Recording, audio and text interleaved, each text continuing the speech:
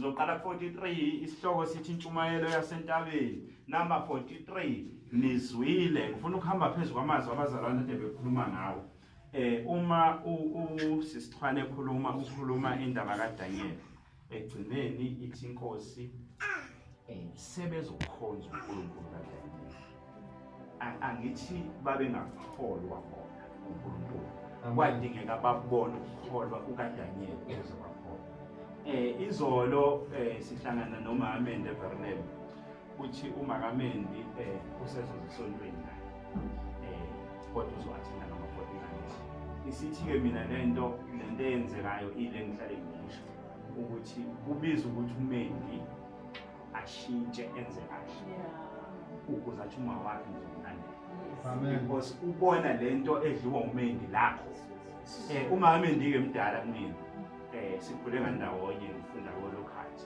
so uyangazi and uyazi ukuthi mina umholi kaMendi but unaleyo respect because ngiholi ingane yakhe ngithi nokuthi ingane yakhe ifundiswa so ibalekile ke lento bazalwane ukuthi lezi zinto esizifundisayo asiyibone phela ekhaya abangakhali ekhaya sesifundisile amen uthi ekhaya bayakhala kodwa lathi nasibone ngathi kwenza kahle kodwa ekhaya bayakhala asifundeni ithi ke nizwile kwathiwa wothanda umakhelwane wakho uzonde isitha sakho khona engifuna uyiqaphela ithi nizwile kwathiwa ikhuluma ngento endala past tense wakuthiwe bese uJesu sekhuluma uJesu angithi kwaqale kwakhona imithetho kaMoses amen so kuyasho uJesu ukuthi u5:43 Mateyu ithi ke nizwile kwathiwa okusho ukuthi uMoses wayethe ingakho nomuntu ababembambona babembulala amen ingakho naye ngathi kubanjwa lo wamama ephila babefuna ukuapply same thing ukuthi bamshaye ngamatshe kodwa uJesu uthi uma ekhona la kunina ongcwele ngamkhaya ngoba base-apply imithetho manje kaNkulunkulu elethwa uJesu hayi imithetho kaMoses kwase ku-apply umusa hayi umthetho ngendlela kwase ku-apply umusa so ngiyeke khona engayishare ikhulunywa uSimphiwe lo comedian ukuthi sibuye sifuna ukuyilinganisa nomusa thina kanti umusa nokuthi siyavuka umusa and ama uthi uyayicabanga lento understand ukuthi wena kuzofika isikhathi sokuthi ulale ufike ukuthoba ulale and ubone usuvuka ithi leyo nto kuumusa nje kodwa wena usahluleka ukubonga uNkulunkulu but kunalezi zinto ongazazi ezenzeka empilweni yakho kufanele uunderstand ngazo uvuke kuseni emsebenzini uzothiwa khona abantu ade bandlova wakhe inkunzi into ezincane kwenzeka ingozi ngijwayeleke mina ukuyidlula ngoba ngihamba kanje ngiye ngadlula enye ngaseNewcastle ngidlula iVenice ilele kanje ngila befika ama-paramedic umshayeli mkhiphe ngewindi usethule so kuyafika kumina ukuthi yazi zonke le ndawo eziyinkinga yilezi engihamba kuzona mangehla eMaritzburg nginyuke eMonday manginyuka udlula nje eMaritzburg kunengozi eyenzeke lapha ufelo imoto usisi i-breakdown isathi izosiza kwavele kwaqhamuka enye nje intaza yazongena kule moto emini so zonke lezi zinto ziyafika kumina ukuthi sisahlula nje ukunderstand umusa kaNkulunkulu asibuke lana-ke ngifuna sihlukanise lento yomthetho nomusa kaNkulunkulu nizwile kwathiwa wothanda umakhelwane wakho uzonde isitha sakho usethi uJesu kepha mina ngithi kini thandanani ngithi kimi thandani izitha zenu nibabusise abaniqalekisayo nibaphathe kahle abanizondayo nibakhulekele abanizingelayo amen okushuthi akufanele mbozi khulekana nesodwa yabo mbongo bakunembono nje khuluma kanje ngabantu kuthiwa bayakuzingela ukhulekele nawo kungathi angithi phela wena uyi-ambassador kaNkulunkulu so wena ufisa ukubona beshintsha be-understand ukukhulu kukaNkulunkulu but bazokubona ngayo ingakho ngiqale ngalinganisa ngale kaDaniel ukufanele bekhuluma ngayo bashintsha ngenxa yokukholwa kaDaniel so kuyinkinga-ke thina abazalwane masisazobambelela kuthiwe uthola ukuthi masibambene noJobe siqabele kuyoze kubonakale next week ukuthi usibuya noJobe abazwananga kodwa libe lithe thina manje alingashoni la thukuthela alinqabanga uthukuthela ngoba phela ukuthukuthela into yakhona kodwa lingashoni so asikwazi ukuthi singakhuluma ngento ya last week ngixoxa nabaholi baphakathi basemolweni late last year ngithi mina yazi emawoti siyaba nokuphikisana nabaholi sodwa bayeka abazalwane thina abaholi ngithi mina kuyenzeka siphikisana ukuthi lento eshiwo phakathi angivumi noma eshiwo mina phakathi ayivumi kodwa aphinge ekusehlane meeting okwethu ukuthi makhona esiphikisene ngayo sibizane eceleni ephakathi angiyiboni sidlule kuyona siqhubeke nempilo ngoba kungisizi ngelinye ilanga ngathi kuthwane mina into edala ukuthi ngingabi nenkinga ngabi nabantu engibazondayo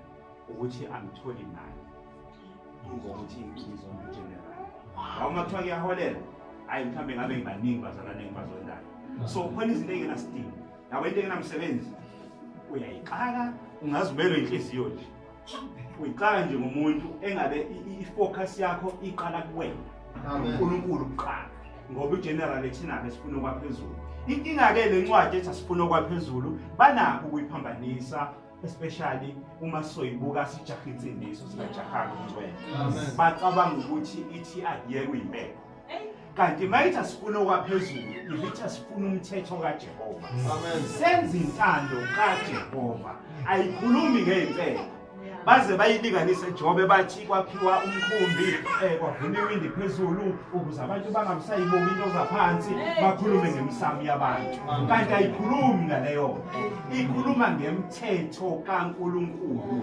ukuthi asihambe ngemthetho kaNkulunkulu asifune imithetho kaNkulunkulu ake ngiqhubekeke ngizoshesha ngiyivale nje ithi ke ukuba nibe ngabantwana bakayihlo osezulwini ngokuba yena uqinisa ilanga lakhe phezu kwababi nabahle uNkulunkulu uma ekhiphilanga noma enisimvula akasho ukuthi laba bangamkhonzi noma benza kabi abasithele bangathuli bengubani-ke mina Jobe ukuthi kunabantu engibabona bebabi kunami uNkulunkulu engakwazi ukubahlukanisa abantu so mina kusho ukuthi sengaphezulu kwaNkulunkulu uma sekukhona abantu engibabona bengafanele kodwa uNkulunkulu akakwazi ukuhlukanisa uma ezokhipha ilanga ezonisa imvula bonke lithi iBhayibheli namhlanje ukhipha ilanga lakhe phezu kwababi nabahle anisa imvula phezu kwabalungileyo nabangalungileyo ayilase-lithi-ke ngelinye ilanga singahluleki amen so bekufanele thina into yokuqala kufanele siyenze before ngihlulela umbowo ake ngiqale ngihlole yami imisebenzi uqala ngoba nayo-ke le elimaza abazalwane ukuthi usibuye akhulume kanje babone usibuye phambanisa iy'nyawo besethi umzalwane awunomholi kanti into angayiqondanga engayisho ngelinye ilanga kunabantu abazoma endaweni kaNkulunkulu ngoba bemiswe uNkulunkulu ngenxa yey'phiwo abanye bathi akusho ukuthi bangcwele so bekufanele thina sikwazi ukulalela uNkulunkulu kumuntu hayi umuntu silalela uNkulunkulu kumuntu uma kubiza ukuthi umbo uzokhuluma ukuphila kwaNkulunkulu mina ngifike ngidlule kumbo angidlule kumbo ngiphambili ngoba ngizoba nenkinga uma ngizolibala umbo vele-ke kubalulekile bazalwane ukuthi singathi ningabheki mina cha i-character nje yomuntu vele ibalulekile ukuze ulaleleke amen yes ibalulekile angisho ukuthi mangithi mina asilalele uNkulunkulu kumuntu ngisho ukuthi asenze noma kanjani Amen. Ukuze abazalwane bangasijaji. Cha vele ngeke akwazi ukuza umuntu into oyikhulumayo ungayiphili. So asiyiphileni ukuze basizwe kalula abazalwane.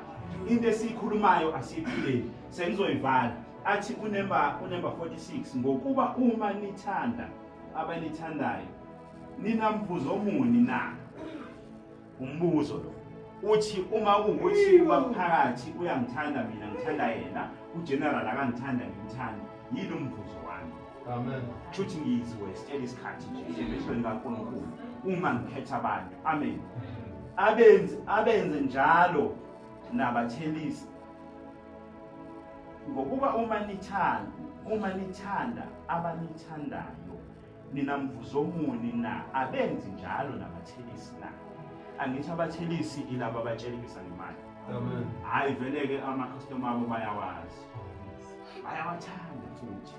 Uyazi every month kunomuntu wakhe uzofika azotshela imali. Mase kushaya inyanga kushintsha ubuso sezophelele. Ithi ke uma sithanda abasithandayo siyayifanela nomashonisa ngolimi olujwayelekile. Amen. Sifana nje nabantu abayitshelekisela ngemali. Uma kuwukuthi thina sithanda labo abasithandayo kuphela. Athi ke uNumber 47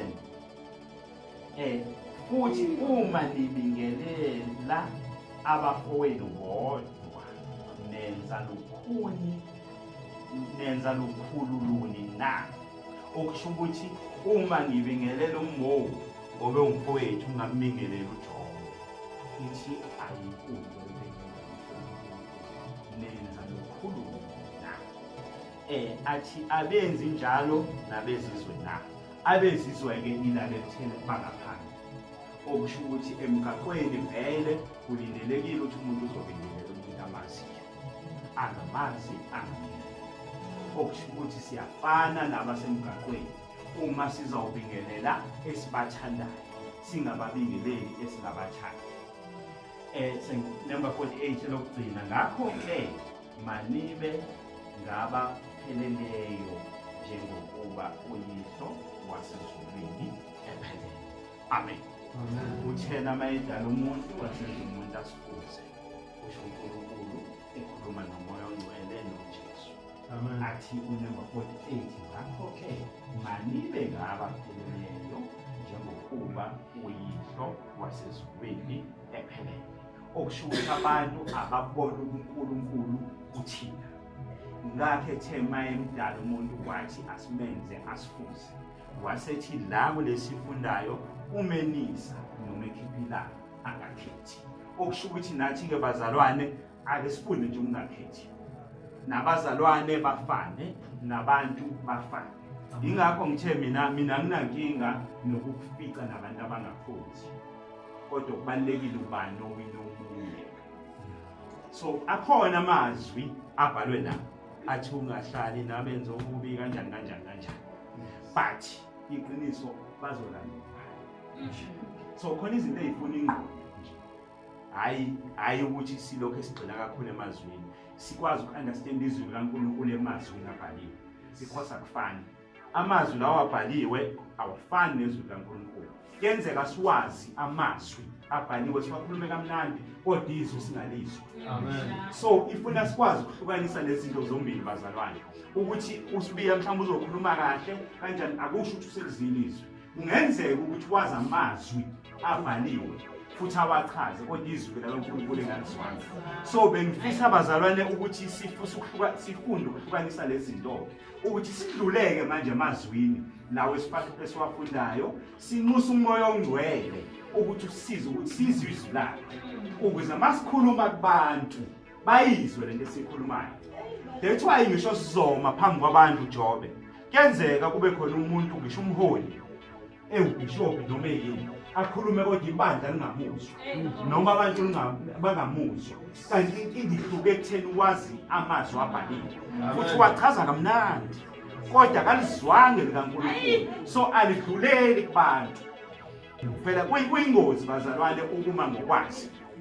So ngiyafisa ke ukuthi kusuka kubantu abasha njalo masizoma phambi kwabazalwane noma phambi kwabantu sinxusa umoya oyingcwele ukuthi ume nathi ukuze abantu basizwe ngoba masisoma ngokwazi abantu bazophuma bengazizwanga lokho bazalwane amen and futhi awukho umehluko ozokwenzeka ayiqhubekeke yethu njalo esisho maqala unyaka ukuthi asilwele ukuthi kube khona uNkulunkulu akususayo empilweni zethu njalo akube khona okubi okusukayo kube khona okuhle okudekayo ngoba maqala unyaka kusuke kulowo nyaka kuzoba nosuku lapho lokuzalwa okusho ukuthi iminyaka yakhe iyakhula nokwenza kwakho ke akungafani njengo sayiqala le GBOC yange 2018 phasika lokuqala 2019 akungathi into engangiyona ngo2019 siphasika okokuqala nango 2025 siye phasikeni ubonakala ukuthi uyofana asikulwele lokho bazalwane empilweni zethu